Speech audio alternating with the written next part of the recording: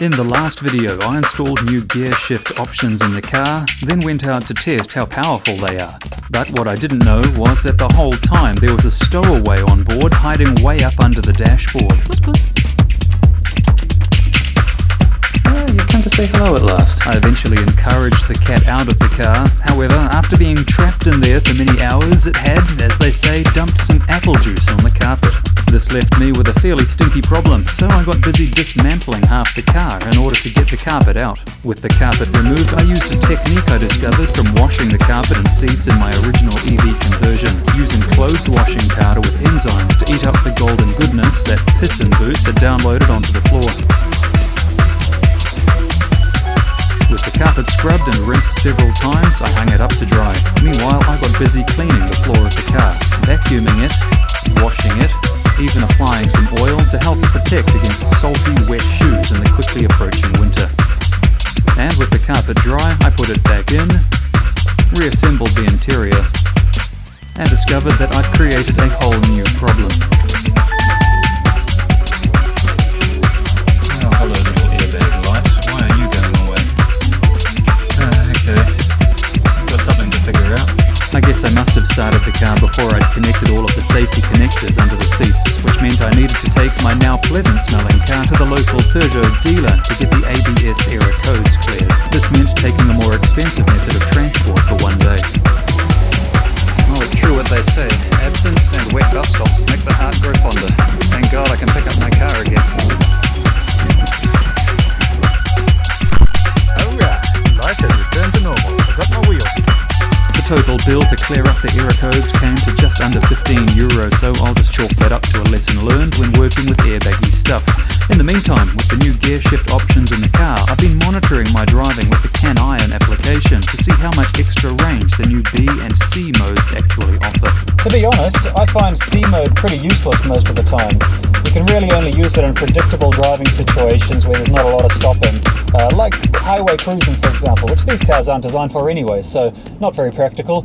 B mode, on the other hand, is brilliant. You can use it in a lot of city situations. Most of my driving I do in B mode now, because in situations like now where I'm stopped at the lights, or where people are pulling out in front of me, or people are crossing the road, all those unpredictable situations, B mode is there for you to grab all that electricity back into the battery.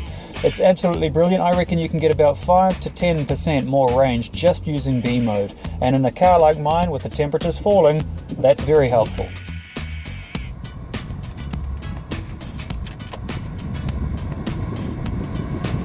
The heaters in these little cars aren't too bad heat-wise, but power-wise they're really inefficient little power vacuums. They use electricity to heat an element, to heat water, to heat air, to heat me. So inefficient. And when you're sitting in traffic on a cold day like I am now and I'm running the heater, I've got to sit there constantly worrying about how much range have I got. Another thing people don't often know is that on these cars with a small battery, running the heater can use about 30% of the car's battery pack, and that's a lot.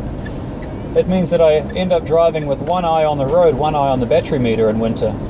So, to maximise my car's range and still stay warm, I took advice from YouTube videos, trying some of the crazy ideas I found, starting with wearing a blanket on my daily commute. I'm currently using the blanket method, which means using this big old blanket to keep me warm. And it works to a point, you know. I've got warm legs, but my hands and my feet are freezing, so it's not perfect. Not only that, everyone's looking at me, especially when I park next to a bus. It's kind of embarrassing. I look a bit like my Nana. Sorry, Nana. Yeah, this is driving Miss Daisy in an electric car, so I think we'll scratch this one off the list. That wasn't ideal, so I stepped things up, dressing seriously for winter. Okay, well at least it's warm, it's got that going for it, but everyone's looking at me and I look absolutely ridiculous. Yes, hello. Okay, those people are staring at me. They're laughing. This is not good. This is a terrible idea. While warm, it wasn't very practical, so I tried a more old-school method. I don't like this idea! Okay, that one had obvious flaws, but someone also suggested I use the warm smoke from incense sticks to heat up the car. I'll be honest, this one's not a very good idea. At that moment, I stopped using YouTube videos for advice and looked at what other EV owners are doing. One idea that might work while saving my health and my dignity is to use a regular household heater to preheat the car before driving. So, let me connect this, go have a cup of coffee and try it out. Alright. Holy cow. Crikey, it's like a sweat lodge in here. Alright, that'll get rid of some evil spirits. Okay, well this idea really sucks. My windows are fogging up because the car's now freezing and I'm starting to get cold. This is what life is like as a pre-cooked sausage, I guess. Cooking 1 minute, freezing the next. Another idea I saw to avoid using the car's heater was simple but actually pretty smart. Just have a hot shower. Well, I've just left home. I'm on my way to the city to work. Let's see how the shower method works at keeping me warm. Well, I'm in the city now. The shower method was good to start with, but now I'm cooling down again. And I want to turn on the heater, but I can't because I've got some driving around to do this afternoon, so I just have to freeze. Next method, a little more old school this time. I have taken some advice just to have a nice hot cup of coffee while driving.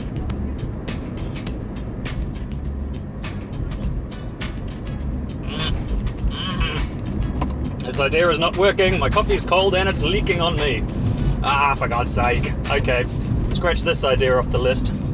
I'm going to try a different method this morning. What I'm going to do is have a very hot shower, preheat the car with the little heater and fill these up. I've got about 10 litres capacity with really hot water.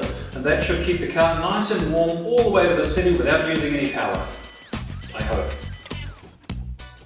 Lovely hot bottles. Scatter them around the car. Well, I'm roasting from the shower and the hot water bottles are scattered throughout the car and the car's been preheated and it's fogging up. I'll be honest, it's not very comfortable in here, but let's see if this heat lasts until the city. Well, I've made my way into the city. To be honest, this method's not actually too bad. It has retained some heat in the car. The only downsides is, 1, the windows fog up, and 2, I start the first 5 minutes by sweating my brains out. So I wouldn't say it's the best method. Let's say it's the least worst. Some other ideas suggested were using a 12-volt heater, but I already have one and I know they're as weak as water and they still use electricity. Another idea suggested was placing a hot oil heater in the car, and that would stay warm for some time, but it presents another bigger problem.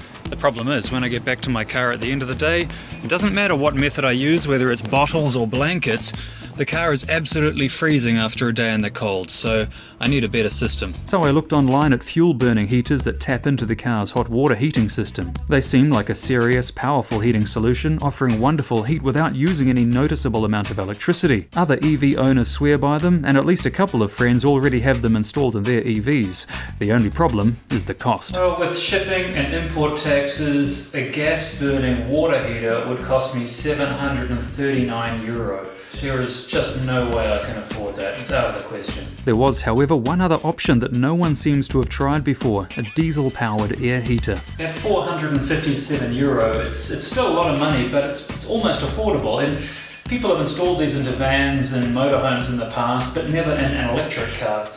But I'm almost tempted to buy one just to figure it out and have a go myself. It's a hell of a lot of money, so I did the sensible thing and wrote down a pro and con list. Something else to consider is that I haven't bought any gas or diesel in 16 months. So if I was going to start burning diesel again, even just a tiny amount for heating, I'd have to do this sensible thing and try and find a biodiesel supplier, which might not be so easy. So with my pro and con list swaying heavily on the pro side, I got out my terrified credit card and pressed the big buy now button.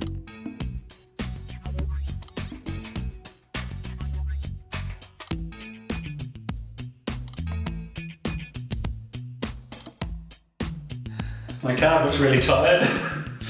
I hope I haven't just made a big mistake, but we'll find out. We're learning together here. Watch this space. You'll find out in the next Kiwi EV episode coming very soon, so stay tuned. Takes me back to my teenage years. I didn't say that.